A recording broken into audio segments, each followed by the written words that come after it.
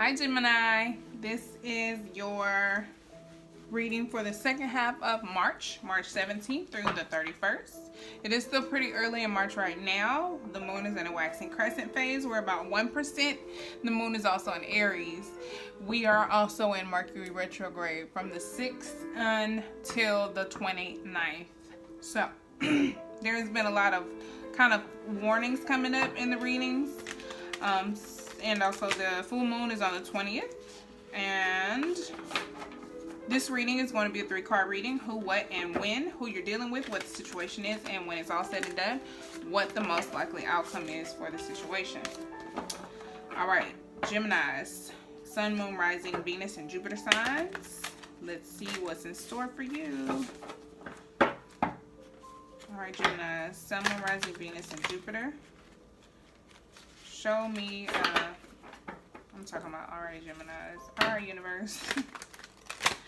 Show me what's in store for Geminis the second half of March.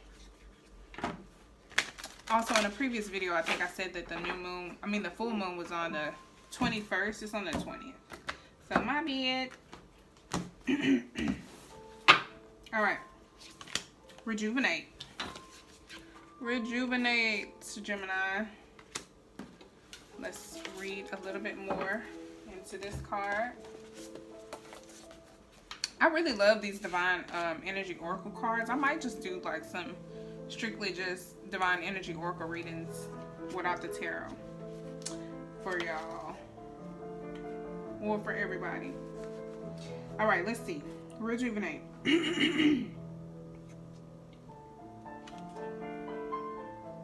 128.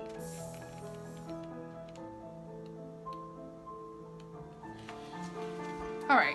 Are you asking too much of yourself or not leaving enough time for rejuvenation? Are you strangling your inner child and judging it as irresponsible or unworthy? Have you been envious of people who seem to be enjoying their life while you slave away? Your divine energy is calling you to re-energize and reinvigorate your spirit with vacation, recreation, and unstructured time. This well is empty. The garden is unplanted. And hold on, the well is empty, the garden is unplanted, and the bank account is depleted. Time to renew. Simply put, all work and no play makes one burnt out, sad soul. Your divine invitation. Value enjoyment. Don't limit pleasure to one week a year, but rather than don't limit pleasure to 1 week a year, but rather to one period every day. Realize that any assistance to why can't I read? Freaking Mercury. I'm blaming you. Realize that any resistance to stepping back and relaxing is really fear trying to block your spirit.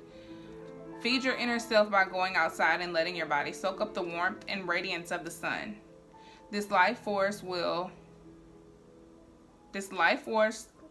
right what's wrong and heal what's out of balance. The more you give yourself time to rejuvenate, the more success you'll attract. Sometimes nothing is Sometimes doing nothing is the most powerful action you can take. For as you relax, you'll attract what you were striving for. Ooh, goodness, that was a struggle. I'm sorry about that. My throat's a little dry.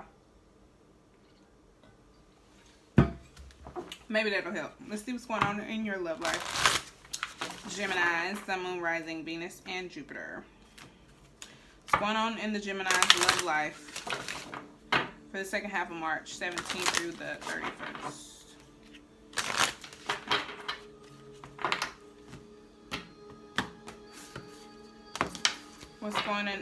What's going on in Gemini's love life for the second half of March, universe?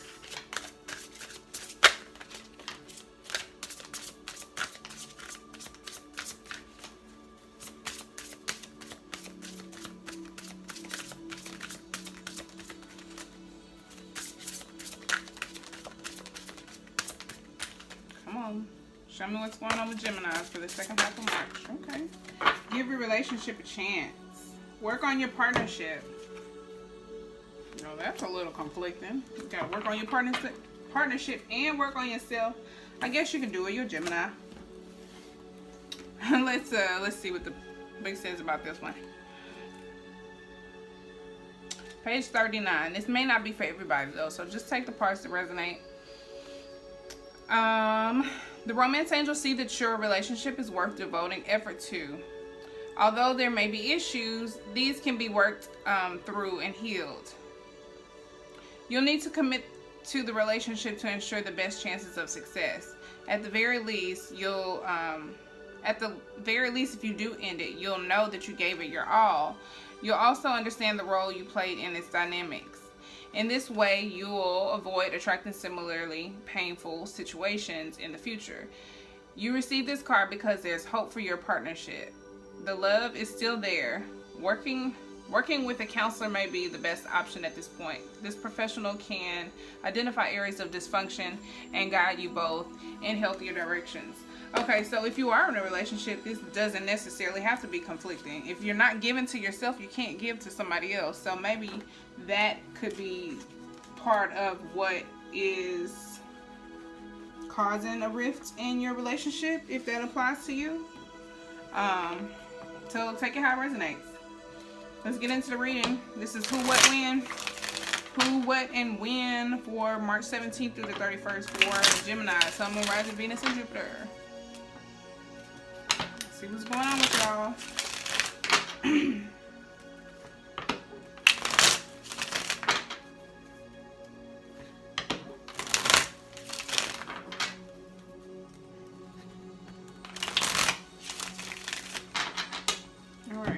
Show me what's going on for Gemini in the second half of March universe. March 17th through the 31st. Who is Gemini dealing with? Show me who Gemini is dealing with. Second half of March. King of Swords. Maybe somebody with a sharp tongue. The King of Swords is intelligent, logical. He's practical. He tells the truth. He's very honest. Somebody who probably speaks his mind, a little bit more extroverted. I think this is Aquarius energy. Let me double check. Capricorn or Aquarius energy. This card is about judgment and strategy. So this is somebody who makes smart decisions. He's intelligent and makes smart decisions. This could be you or somebody else that you're dealing with. I can't say more than likely is you. I mean, it's somebody, it's not you, but the point of the reading is to see who you're dealing with. But if you're dealing with yourself, or you need to be dealing with yourself, then, you know, take it how it resonates. Your intuition will help you understand if, you know, the parts of the reading is for you or not. But this is somebody who, yeah, is intelligent, makes smart decisions, mature. Okay, what's the situation for Geminis? Bringing something into completion. Bringing something in a full circle. It could be ending a cycle also. So maybe, excuse me, if this is a relationship, maybe it is coming to an end. Because the world does represent completion. It could be endings and or beginnings, new beginnings. It could also be a new era in life, a next level or a new phase. This could be reward for past efforts, celebration of the years, like anniversary. The seeds of a new phase are sown. So maybe this is what you're trying to accomplish, or maybe this is what is actually occurring here.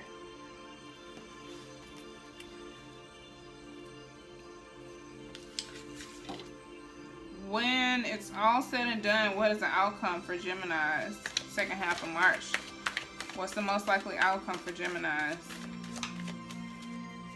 What's the most likely outcome for Geminis the second half of March? Okay. Six of Swords. Six of Swords. Maybe moving on, leaving something behind.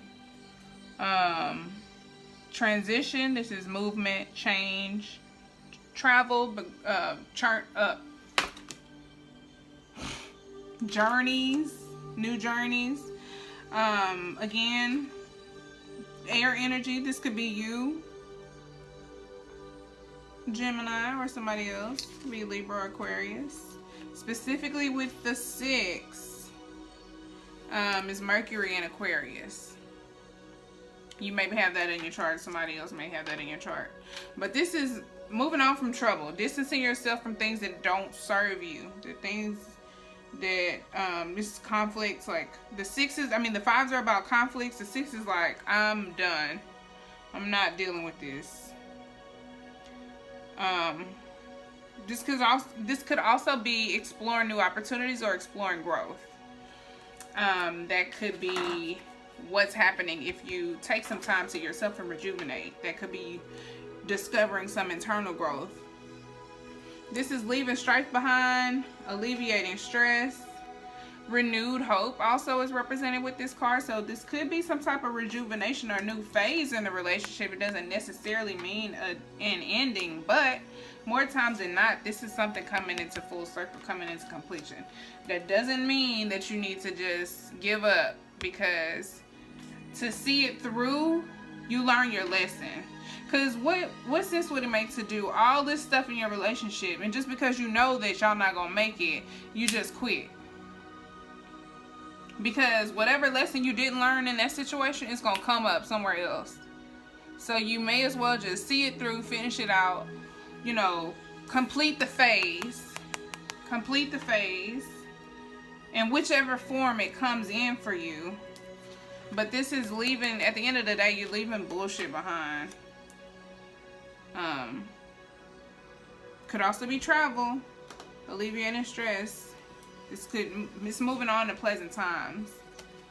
Now the card did pop out kind of sideways, like it wanted to come out in the reverse. And if it were to come out in the reverse, that would be like,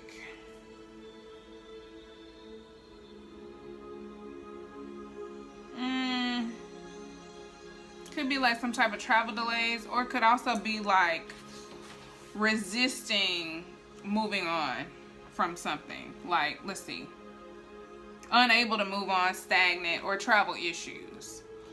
So some of you may, you know, have the reverse meaning, some of you may have the upright meaning, but I did take it in the reverse because it did some like weird little somersault thing in the air, so I took it in the upright. But yeah, I think that's pretty insightful, Gemini. If this is a relationship, my advice to you is to see it through, complete the cycle, complete the phase. But definitely don't, you know, stay around if it's something that's not serving you. If it's not serving you, if there's nothing there for you, move on. Because you need to replenish yourself. You need to rejuvenate yourself anyway. But some of you need to give your relationship a chance. So, like I said before, you could need to rejuvenate yourself in order to have enough to give to your relationship.